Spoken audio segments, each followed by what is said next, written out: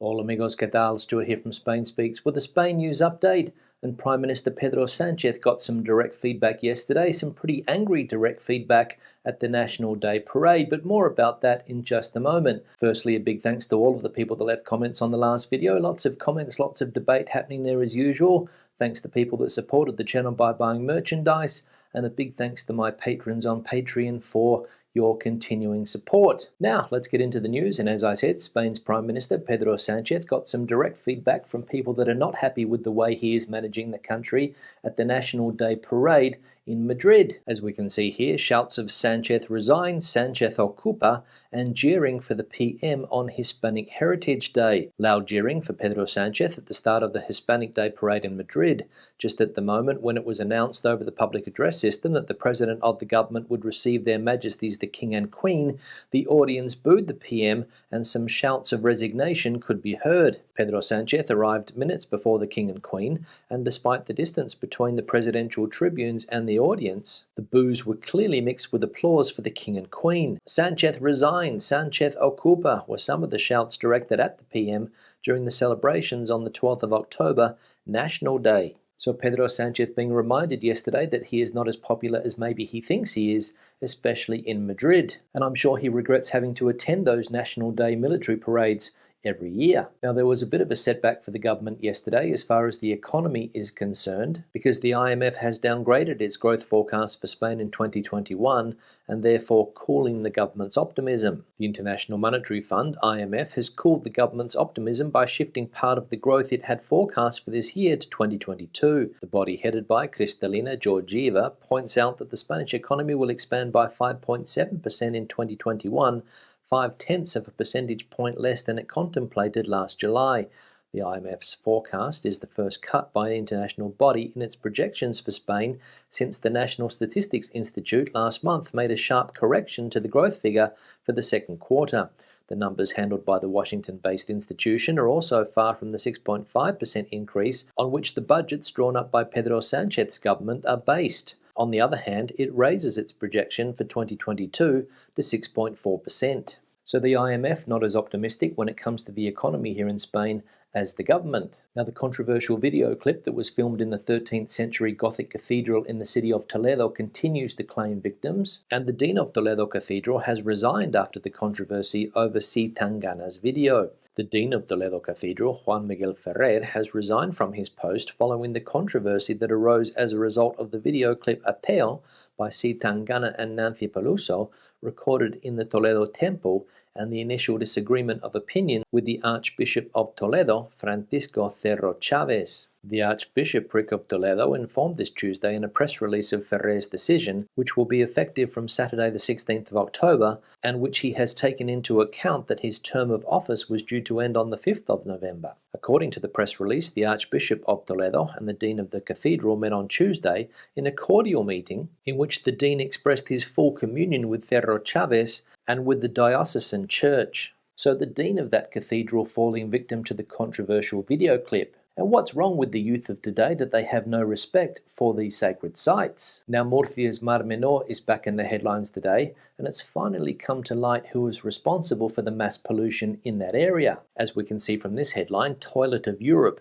Spain's pig farms blamed for mass fish die-offs. Pollution from hundreds of intensive pig farms may have played a bigger role than publicly acknowledged in the collapse of one of Europe's largest saltwater lagoons, according to a new investigation. Residents in Spain's southeastern region of Murcia sounded the alarm in August after scores of dead fish began washing up on the shores of the Mar Menor lagoon. Within days, the toll had climbed to more than 5 tons of rotting carcasses, littering beaches that were once a top tourist draw. A 4-month investigation by Lighthouse Reports and reporters from eldiario.es and La Marea examined how intensive pork farming may have contributed to one of Spain's worst environmental disasters of recent years. So the Mar Menor down there in Murcia now being called the Toilet of Europe. and intensive pig farming allegedly responsible for the damage, and no surprises there if we take into account that the biggest company in Murcia is a meat processing company. Now, the weekend just passed was a long weekend here in Spain, what they call a puente,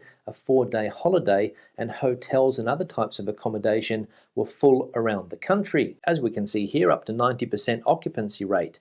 The first long weekend without restrictions gives a shot of optimism to the tourist sector. Sun, beach and promenades full of people.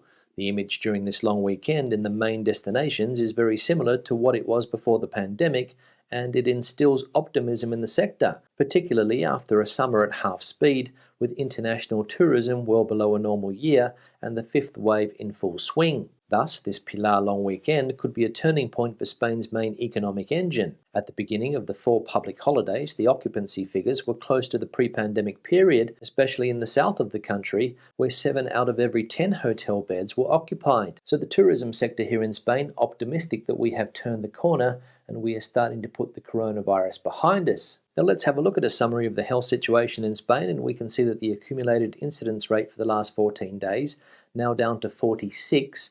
There are still 1,942 COVID patients hospitalised around the country, and there are still 507 COVID patients in ICU. Now, anybody who has been to a bar or restaurant here in Spain for lunch on a Saturday or Sunday will know that there are normally plenty of kids running around. And one restaurant in the Basque Country has decided to ban kids altogether. And this has led to the question, should Spain's bars and restaurants be allowed to ban children? Should children be taken to bars? What responsibility do parents have if their children go with them? Is there really such a thing as child phobia, or, as it is sometimes known, paedophobia? These are questions that arise every time an establishment decides to ban minors from setting foot on their premises. The latest case concerns Balicana, a restaurant in the Basque city of Bilbao that has been criticised by FACWA, Consumers in Action, for not allowing children access. On its webpage, Balicana clearly states that its premises are reserved exclusively for adults. But according to the Consumer Association, barring entry to an establishment on the basis of age is discriminatory abuse of the rights of admission and at variance with the law that allows children into bars and restaurants if accompanied by a responsible adult. Consequently, FACWA is demanding that the establishment be fined and is encouraging the public to report any similar norms in other bars or restaurants. So should bars and restaurants here in Spain be allowed to ban children? That's the question. Let us know what you think in the comment section below.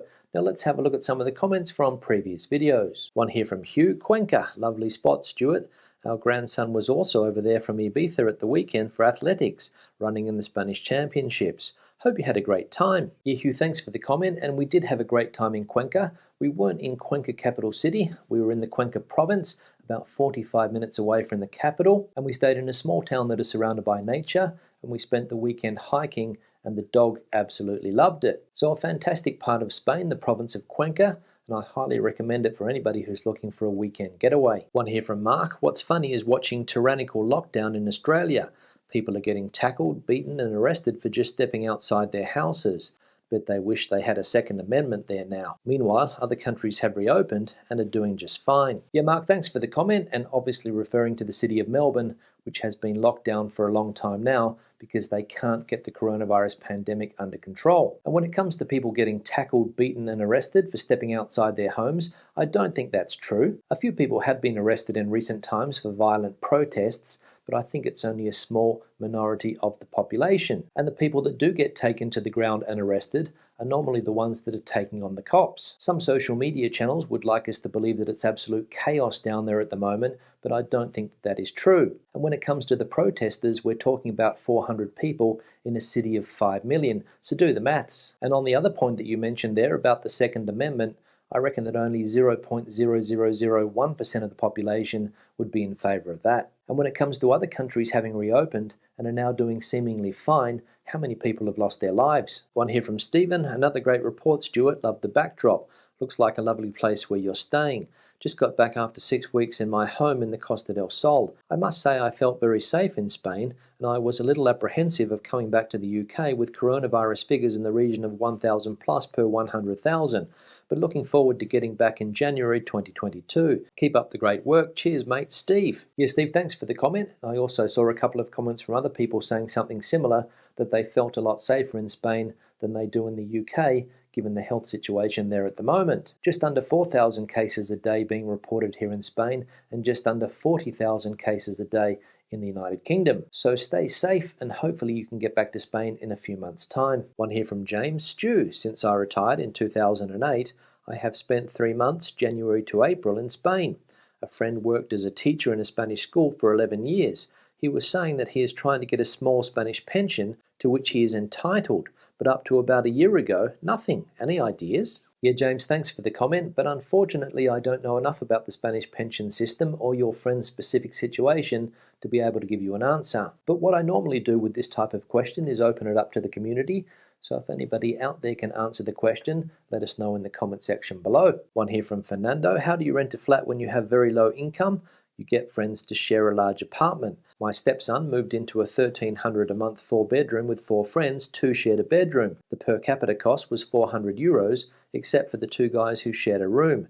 They paid €230 each to cover the extra utilities. I had a similar arrangement when I was in college, but I had a 1-bedroom I shared with a girl and her baby daughter. So I don't buy the idea that it's impossible to move out or get a job or whatever. These guys are just too lazy and the lack of drive to sacrifice to get ahead. Yeah, Fernando, thanks for the comment, and I could not agree with you more. If you want to move out of the family home, it is not impossible. It can be done, but it seems that a lot of young people are just too lazy to do it, or perhaps they're just too comfortable living at home with their parents. And finally, one here from Form 76, Santiago de Compostela, my favorite destination besides Ponferrada, is so crowded today, the 11th of October. There's hardly any space to park. Yeah, Form 76, thanks for the comment, and I think that was the situation in virtually every city here in Spain at the weekend.